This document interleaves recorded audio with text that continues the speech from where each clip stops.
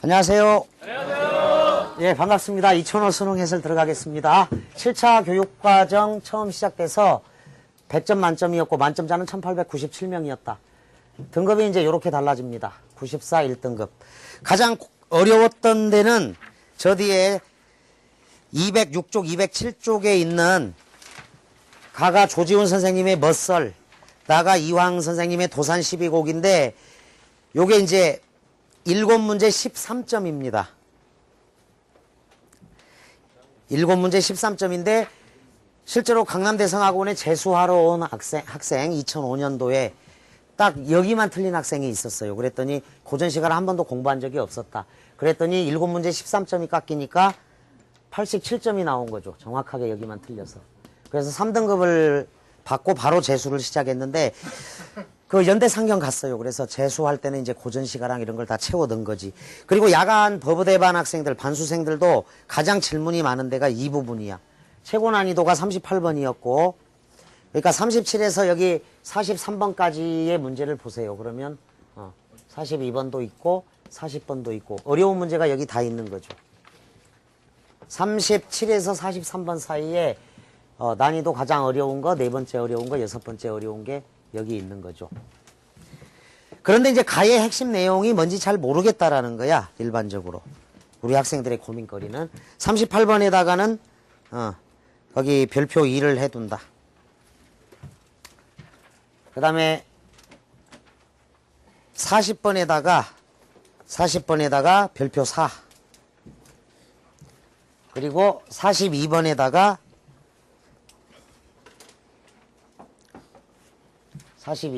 별표 6을 하면 되겠습니다. 수능 당시에 이제 난이도가 좀 들어있는 거야. 그러니까 38번 같은 경우는 그냥 이렇게 해놨다. 가장 어렵다. 이렇게 해두면 돼. 자, 이건 아마 다음 주에 할 것 같고, 오늘 수업은 일단 7번부터 시작을 하겠습니다. 쓰기 문제의 해법부터 잘 본다. 쓰기 문제는 누차 강조한 대로 3단 구성을 띠고 있는데 문제하고 보기가 있죠. 일반적으로 그림이라든가 도표 이런 게 제시가 돼. 그리고 이제 선택지가 1번에서 5번까지 있다. 쓰기 문제를 풀 때는 문제에는 주제와 화제가 있고 주제 또는 화제가 있고 보기를 우리는 제시자료라고 한다. 일반적으로. 제시자료라고 한다. 그리고 선택지라고 하는 거죠.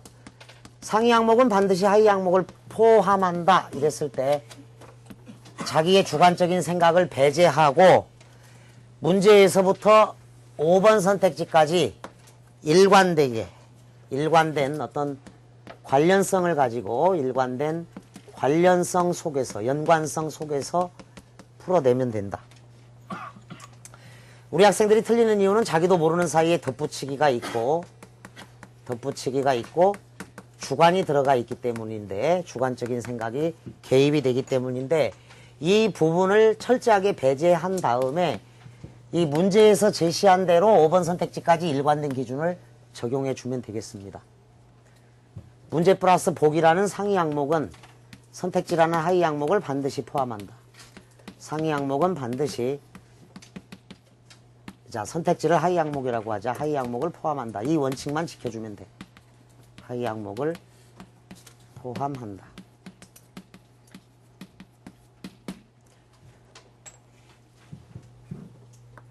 쓰기하고 듣기 문제는 교사들이 출제를 해요.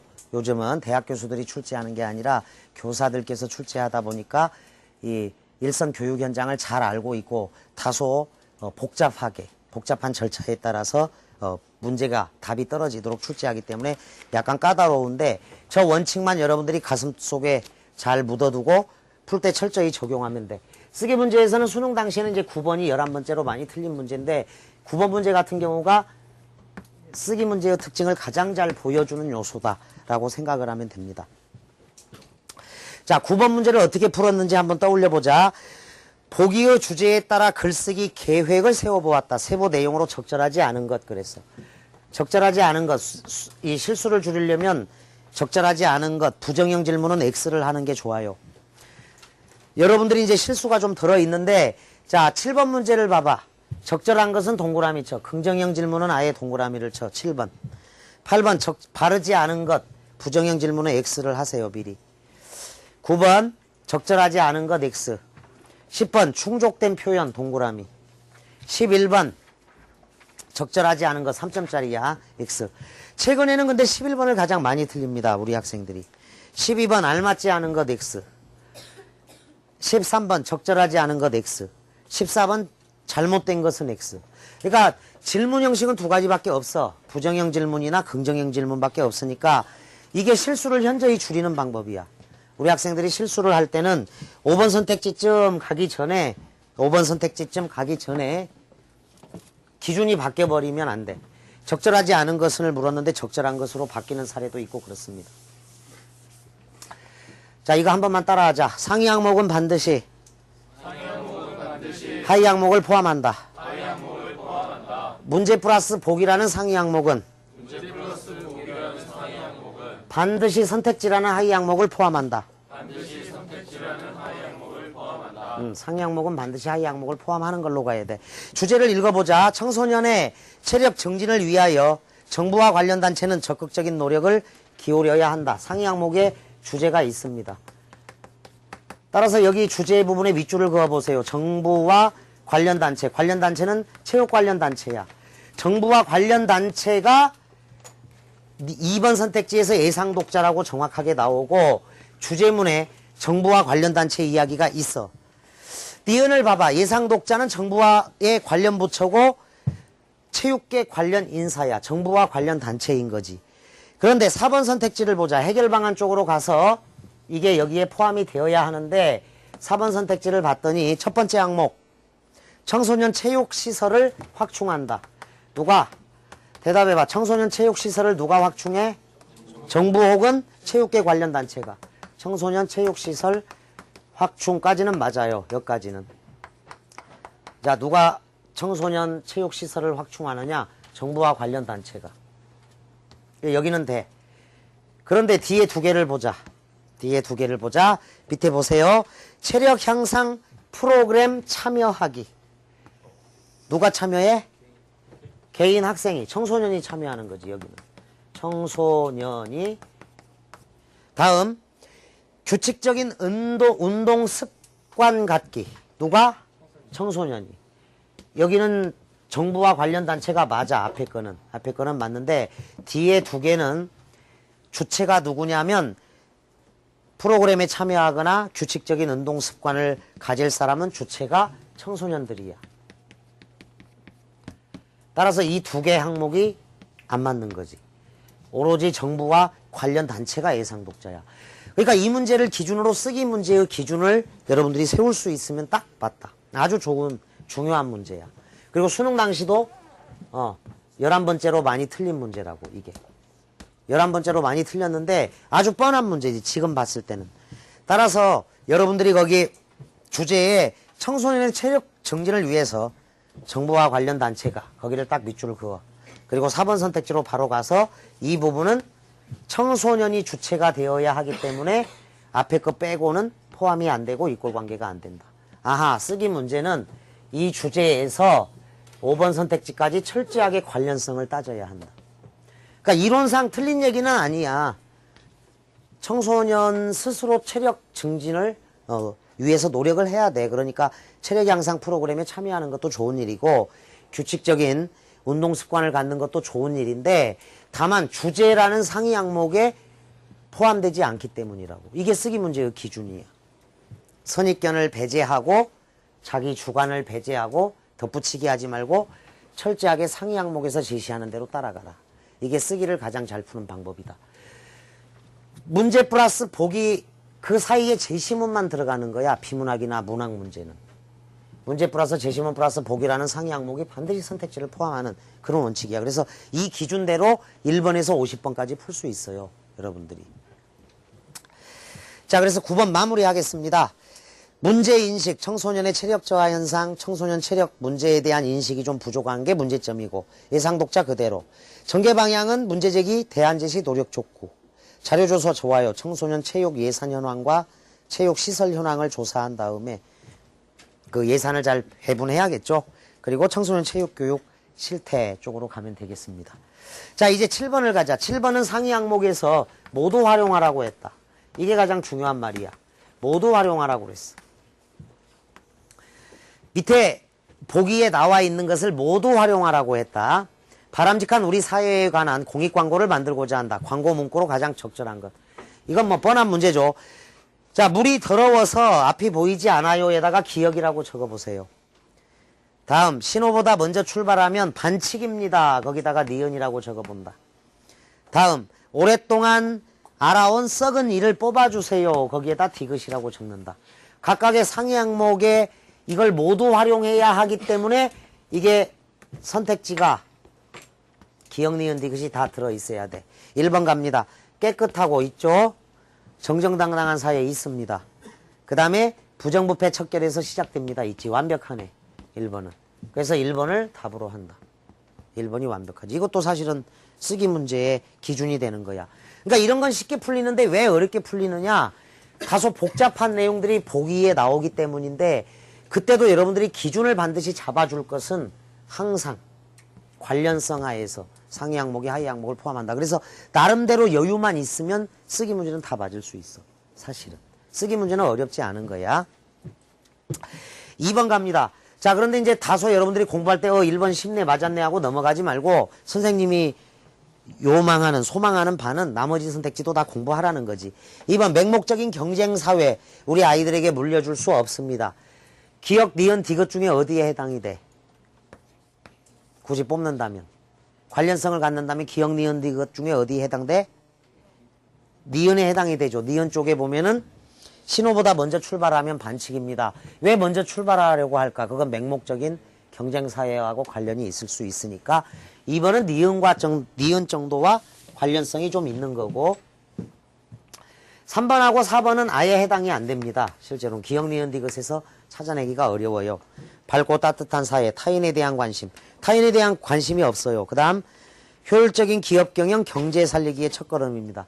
효율적인 기업경영하고 연결하기가 어렵다. 5번 맑고 깨끗한 물 만들기, 후손을 위한 투자입니다. 어디에 해당돼?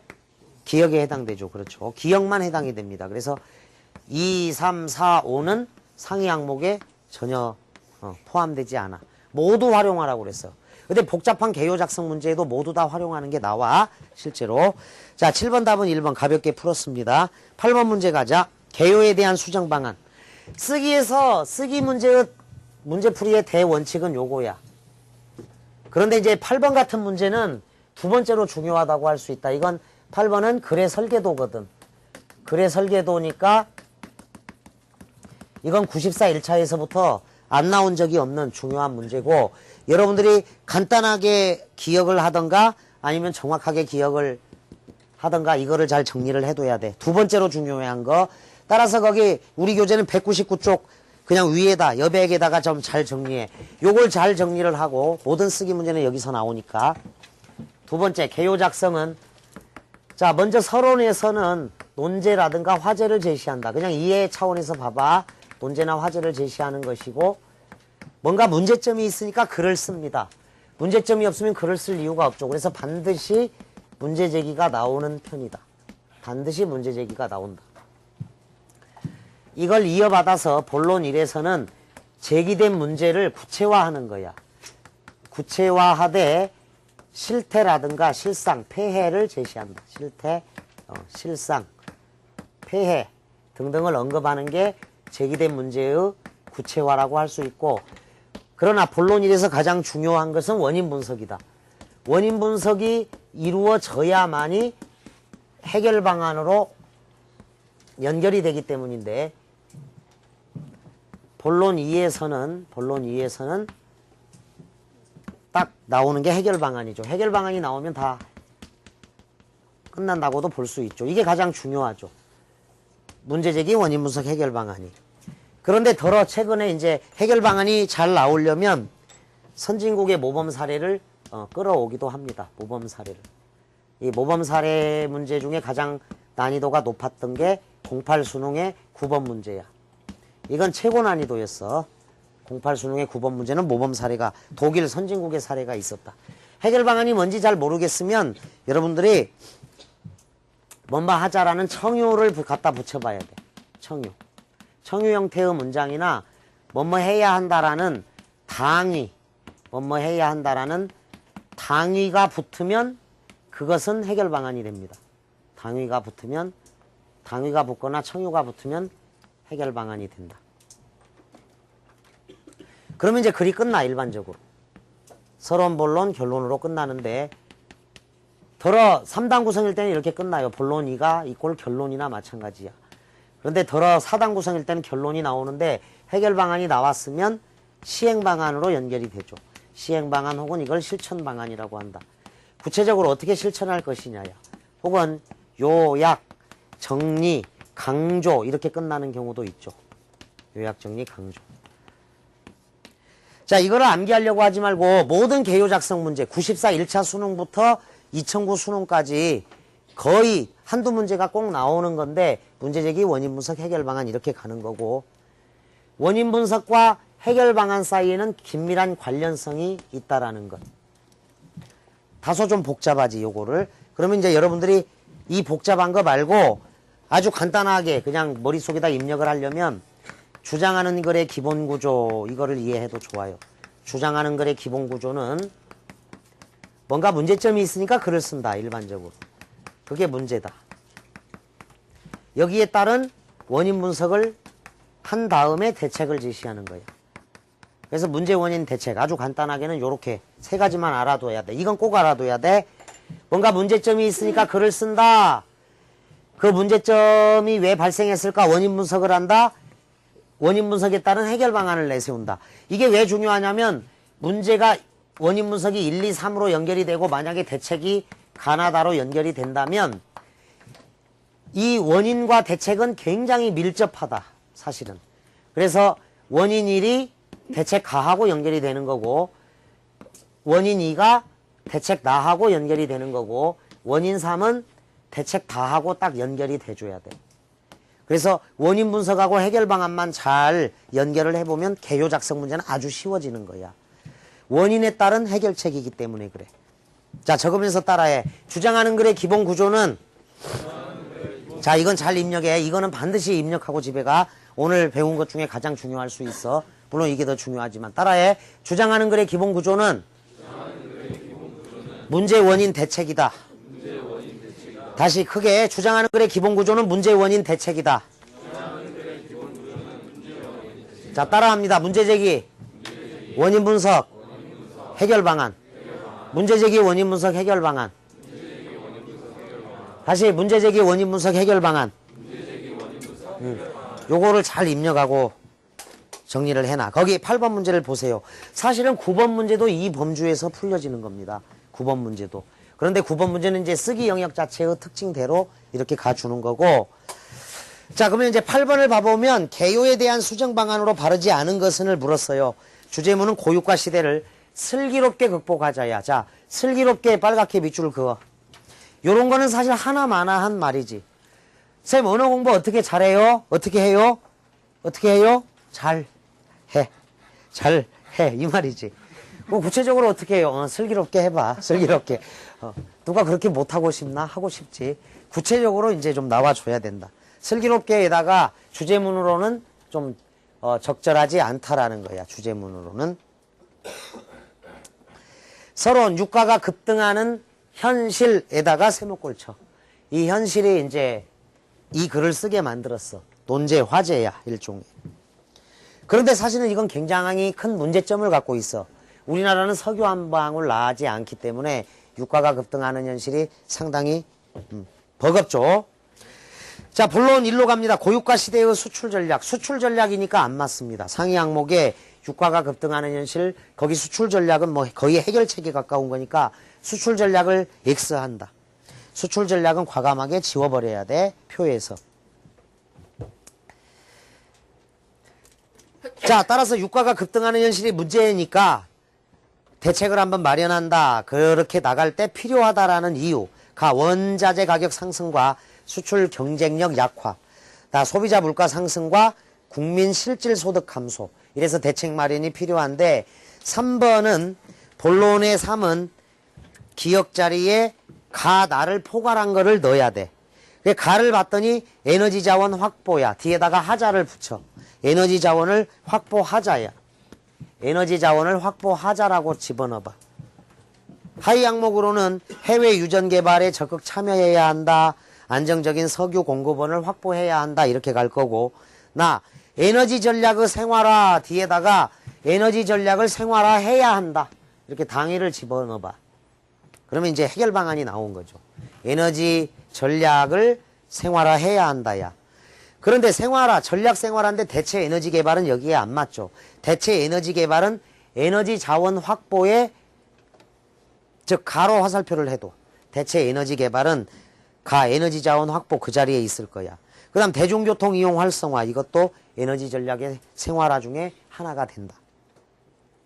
그 다음에 이제 그냥 간단하게 실천 촉구니까 요거를 결론 자리니까 서론과 본론을 모두 포함하면 좋겠지.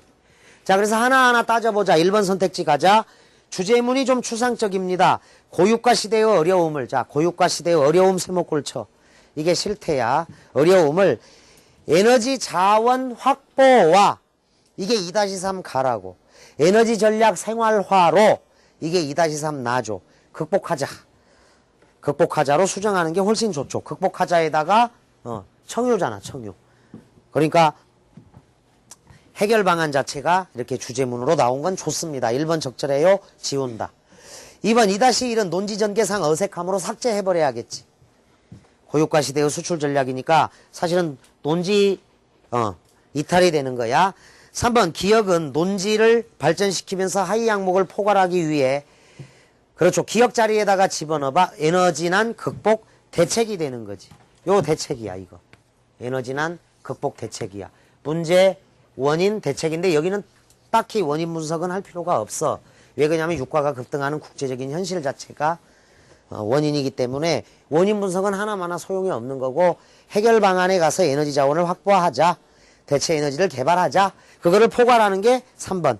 에너지난 극복 대책이 되는 겁니다. 그래도 그대로 기억 자리에다가 써 넣어줘라. 에너지난 극복 대책이다. 4번 2-3-4-1은 대체 에너지 개발이죠. 이 대체 에너지 개발은 내용의 일관성 확보를 위해서는 2-3- 이동해야 돼. 2-3- 이렇게 써준다. 2-3- 에너지 자원 확보야. 대체 에너지를 개발하는 것은 수소로 가는 자동차 등등. 이것이 이제 대체 에너지를 개발하는 거지. 수소차라든가 물로 가는 자동차, 전기 자동차 이렇게 만들어내면 되겠죠. 대체 에너지를 뭔가를. 따라서 2-2로 옮겨서는 절대 안 됩니다. 2-2는 대책 마련의 필요성이니까 안 되는 거고, 2-3- 옮기는 게 맞겠다. 5번 선택지 갑니다. 결론을 명료하게 하기 위해 고유가 시대의 어려움을 극복하기 위한, 그렇죠. 주제가 그거야. 고유가 시대의 어려움을 극복하기 위한 정부와 국민의 노력 촉구. 정부는 어디에 해당돼? 정부는 에너지 자원 확보 쪽에 해당이 되지. 국민은 어디에 해당돼? 에너지 전략의 생활화에 해당되니까 다 포괄하고 있는 거야. 적절하지. 그래서 5번도 지워. 8번 답을 4로 해주고 4를 이렇게 고쳐준다. 2-3- 가야지 일관성이 맞아.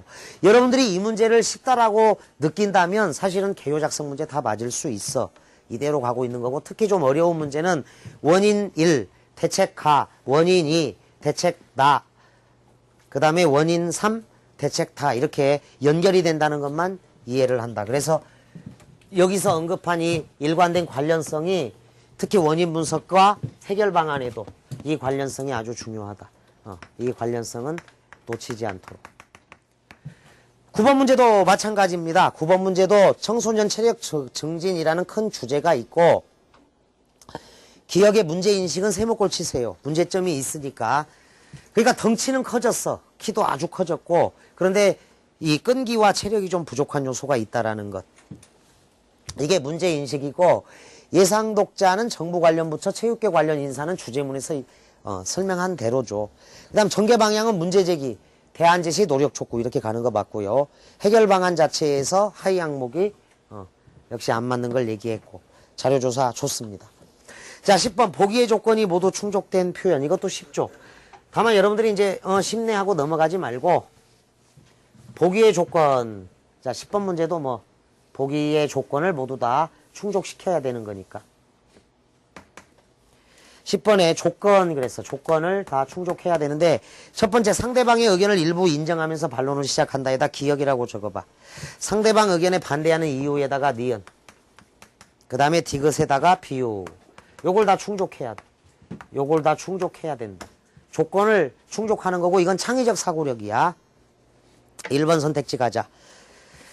상대방 의견을 보세요. 낙서는 인간의 표현 욕구를 충족시키며 집단 구성원 사이의 유대감을 형성하게 하는 하나의 문화이다. 공공시설에 낙서하는 일도 그런 맥락에서 이해할 수 있다. 따라서 자, 결론. 낙서를 일방적으로 금지하는 것은 바람직하지 않다라는 거예요. 낙서 금지에 대해서 반대하고 있는 거지. 낙서 금지에 대해서 반대하는 의견이 상대방 의견이다. 이게 상대방 의견인데 이 상대방 의견에 대해서 일부 인정을 하라는 이 기억 조건이 좀 중요해. 상대방의 의견을 일부 인정하면서 반론을 시작해야 되니까.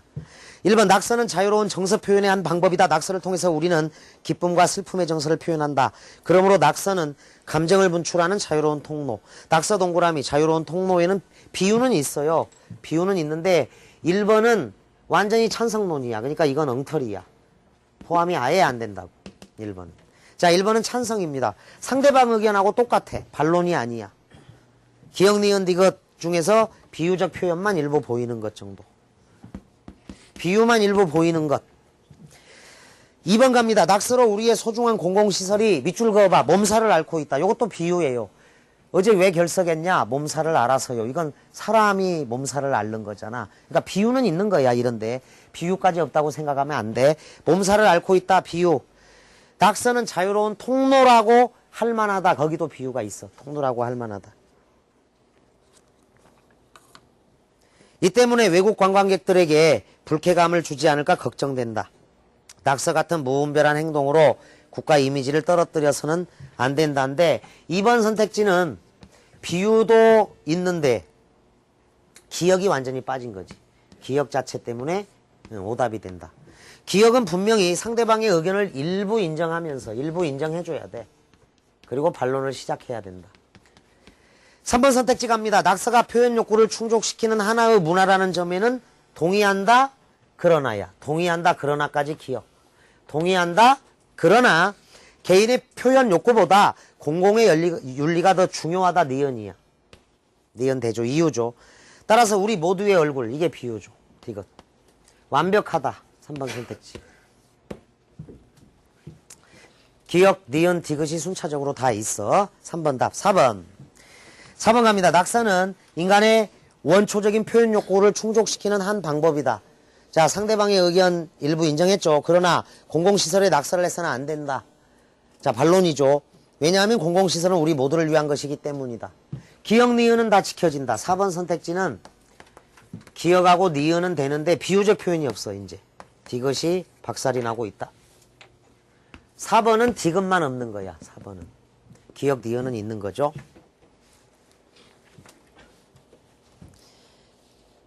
5번 자유와 방종이 다르듯이 절제된 표현과 무절제한 낙서는 다르다. 기억이 없죠. 이것도 5번도 그냥 기억이 없고 공공시설에 낙서하는 것은 무절제한 행위이다. 더러워진 공공시설을 원상회복하기 위해 세금을 낭비한다면 그 책임은 누가 질 것인가. 그리고 비유도 없습니다. 첫 번째 문장은 그냥 유추입니다. 유추.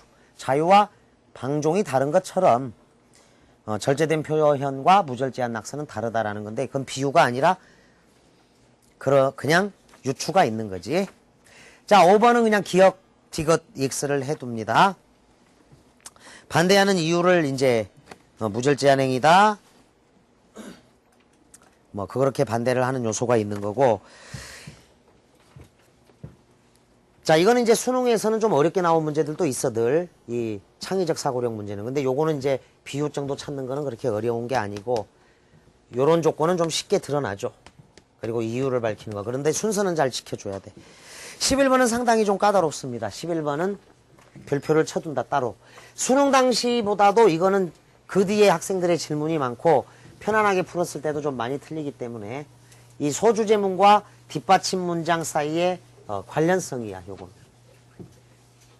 따라서 11번이 좀 어려운 학생들은 이 수능 문제 11번 위에다가 이렇게 적어 봅니다. 우리 교재 54쪽에 7번. 96 수능부터 4년 연속 나왔던 문제예요. 페이지 70에 8번. 이건 97 수능에 나왔고.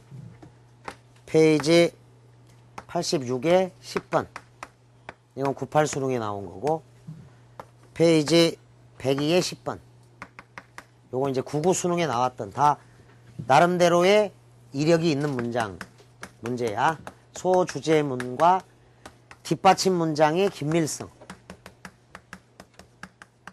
뒷받침 문장 사이의 관계. 만약에 여러분들 중에서 이 문제를 틀렸다면은 가서 요 네 문제를 풀어보면 아마 이 문제가 굉장히 쉽게 다가올 겁니다. 소주제문. 그리고 뒷받침 문장 사이의 인과성을 좀 중시해 줘야 돼. 인과성. 소주제문과 뒷받침 문장 사이의 인과성이야. 그래서 수능에서 굉장히 많이 나오던 문제인데 자취를 감추었다가 2005년 수능, 그러니까 7년, 6년 지나서 좀 더 어렵게 나온 문제입니다. 요게 정답률이 80%니까 100명 중에 20명은 틀리는 문제예요. 상위권 학생들도 조금 까다롭다. 자, 그러면 1번 선택지를 봐봐. 보기를 먼저 정리하자. 보기는 뭐냐? 보기의 우화를 바꿔 쓰기 위해 토의해 보았다. 사고 방향에 따른 바꿔 쓰기의 내용으로 적절하지 않은 것. 3점짜리죠. 3배가 걸리더라도 반드시 맞춘다. 참나무가 갈대에게 힘자랑을 하고 있었다. 허약하고 바람에 쉽게 굽힌다는 참나무의 놀림에 갈대는 그저 고개만 숙이고 있었다. 그때 거센 바람이 불어닥쳤다. 갈대는 이리저리 흔들리면서 바람을 이겨냈지만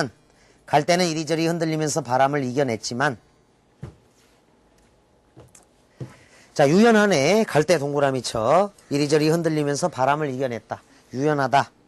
갈대 예찬이네요. 제 입만 믿고 바람에 맞서 버티던 참나무는 결국 부러지고 말았다.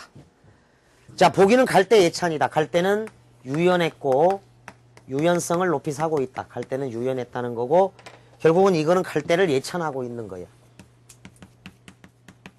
그 다음에 참나무는 좀 비판적으로 봐요. 또 어떤 글에서는 참나무가 사실은 강직함의 표상이다. 이래서 참나무를 예찬하기도 하는데 이 글에서는 참나무는 비판의 대상이 되고 있다. 그래서 이걸 주제를 잘 정리를 해둬야 돼. 갈대 예찬, 참나무 비판이야. 여기서는 이제 강직함을 보고 있는 거 그런 건 아니고 비판의 대상이 된다는 거. 1번 선택지입니다.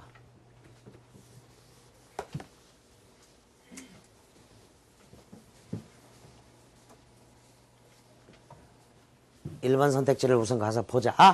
첫 문장을 밑줄을 긋고 끊어야 돼. 1. 나는 이 우화의 서술 시점을 바꿔 보겠어. 이게 소주제문이야. 끊어. 2. 나는 이 우화를 다른 관점으로 해석해 보겠어. 자, 끊어. 거기도. 다른 관점으로 해석해 보겠어. 이게 소주제문들이야. 3번. 나는 이 우화를 현실 상황에 적용해 보겠어. 그대로 현실 상황에 적용하는지 봐야 돼. 4번. 나는 이 우화의 장면을 구체적으로 서술해 보겠어. 그리고 끊어봐.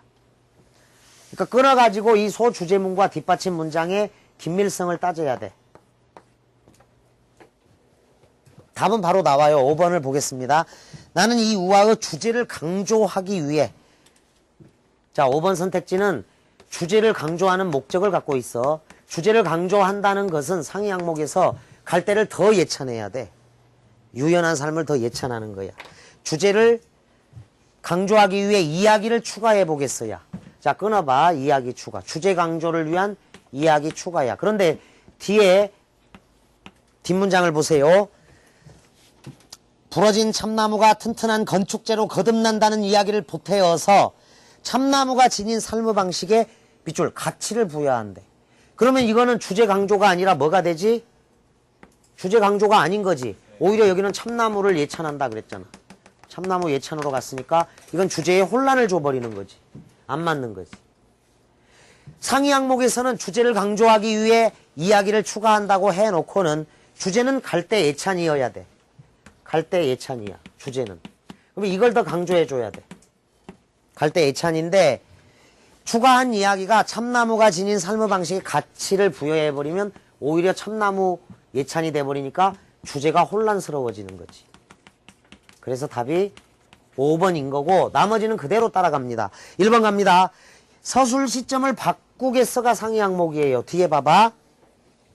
지금 보기는요 전지적 작가 시점이거든요. 그런데 갈대를 서술자로 만들어서 갈대를 주인공으로 만들겠다는 거야. 갈대가 직접 사건을 진술하여 자신의 삶의 태도를 드러내도록 해야겠지. 그러면 1인칭으로 바꾼다는 거야. 서술 시점 좋아. 1번 적절해. 2번 나는 이 우화를 다른 관점으로 해석하겠다. 자, 이 다른 관점이 중요하지. 다른 관점이라는 건 이 관점, 갈대 예찬의 관점을 바꿔야 돼. 주제를 바꾸겠다는 거야. 다른 관점으로 해석하면 어떻게 되느냐? 다른 관점으로 해석해 보겠어. 즉 주제 변화가 있다는 거지. 비판적인 관점에서 갈대를 평가할 수 있습니다.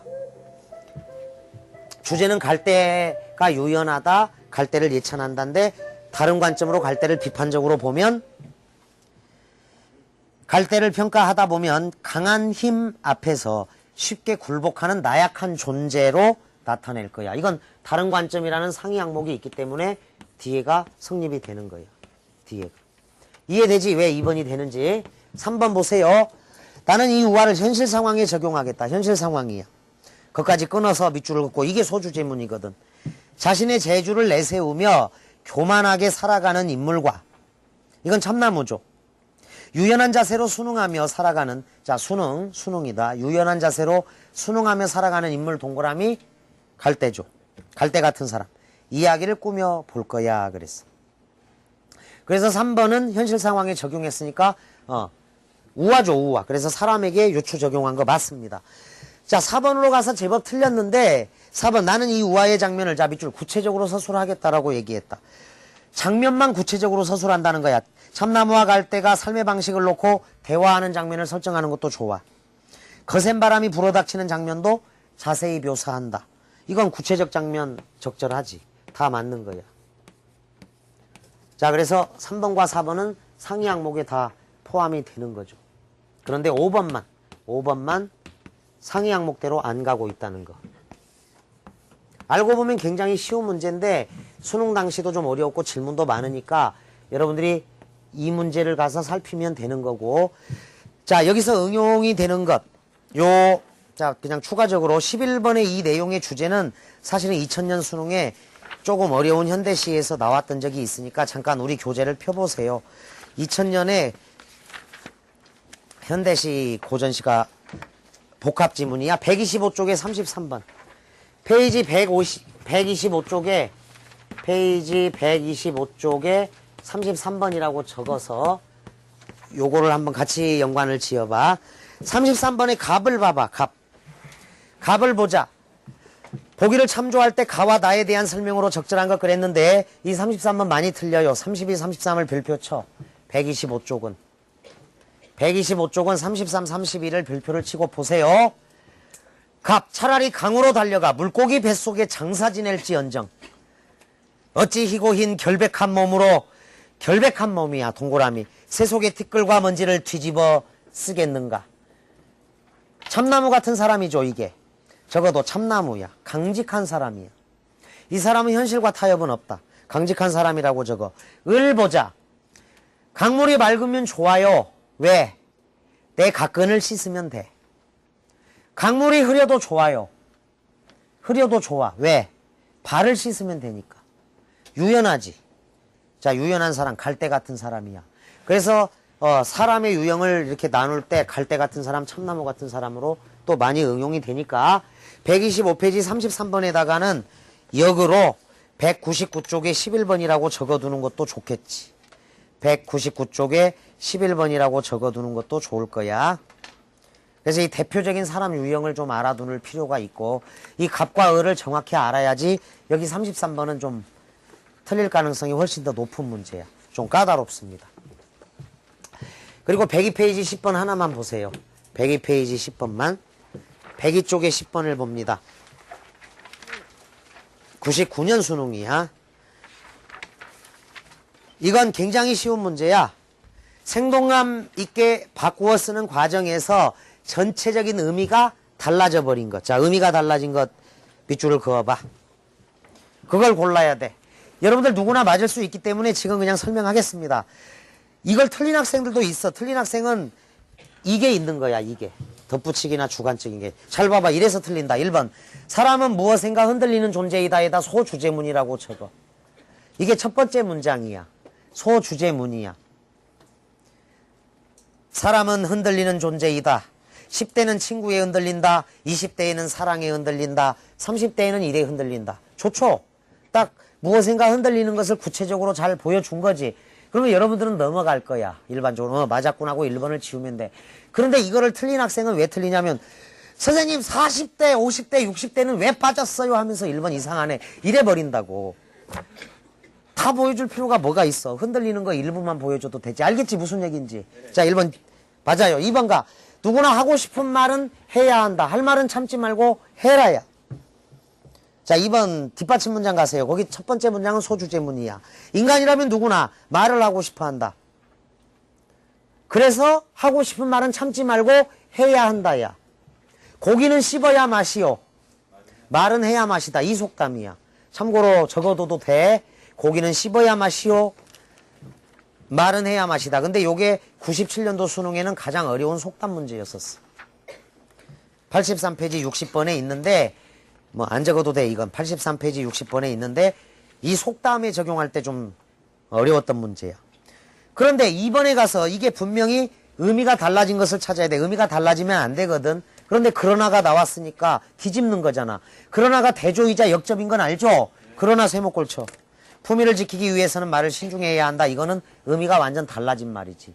그래서 소주제문과 뒷받침 문장이 오히려 소주제문이 뒤에 있는 것 같은 느낌이 들 정도로 달라져서 답이 2번이야. 신은 피조물에게 살아갈 방편을 마련해 주었다. 소주제문. 신은 맹수에게는 날카로운 발톱을, 새에게는 날개를, 인간에게는 지혜를 주어 살아갈 수 있게 했죠. 4번 금강산은 사계절 아름답다. 소주제문. 금강산은 사시사철 아름답다. 봄, 여름, 가을, 겨울이야. 봄에는 금강산, 여름에는 복내산, 가을에는 풍악산, 겨울에는 개골산이죠. 5번 우리는 어디서든 끝까지 싸울 것입니다. 소주제문이죠. 우리는 바다에서 싸울 것입니다. 우리는 하늘에서 싸울 것입니다. 우리는 사막에서 싸울 것이며 이기는 그날까지 싸울 것입니다. 똑같죠? 강조가 되면서 구체화가 돼 있지. 알고 보면 굉장히 쉽지. 그런데 요 문제 역시 마찬가지로 풀면 쉬워진다라는 거. 이 11번 문제, 2005년 11번은 질문도 가장 많고 아주 어려웠던 문제고 더러 학생들이 문제가 잘못됐다. 왜 그러냐면 11번 문제가 사고방향에 따른 바꿔쓰기의 내용인데 4번이 답이라고 생각하는 이유는 사고방향하고 관련성이 없다. 그래서 4번이 이상하다라는 건데 자 언어 영역에는 4번과 5번을 비교할 때 상대적 비교에 의해서 5번은 왜곡, 완전히 헛소리를 하고 있는 거고 4번은 사고방향에 따른 바꿔쓰기의 내용이 얼핏 걸린다 하더라도 이 사람이 사고하는 것은 우화의 장면을 구체적으로 상상하면서 서술을 하겠다는데 뒷받침이 잘 돼 있으니까 4번은 무난하게 넘어갈 수도 있다. 질문합니다. 여기까지. 11번까지 질문. 좀 힘들죠? 질문 없어? 자, 2005는 7차 교육과정이 시작된 해고 지금하고 거의 그 유사한 내용으로 접근하고 물론 이제 옛날 수능도 수능의 본질은 달라진 게 없어. 모든 답은 제시문에 있다. 그 다음에 오늘 배운 건 쓰기 요 접근법. 그 다음에 이 개요 작성은 모든 개요에 다 통용되는 거니까 완전히 내 것으로 만들면 자 누구든지 대성할 수 있습니다. 여러분도 대성하세요. 감사합니다. 감사합니다.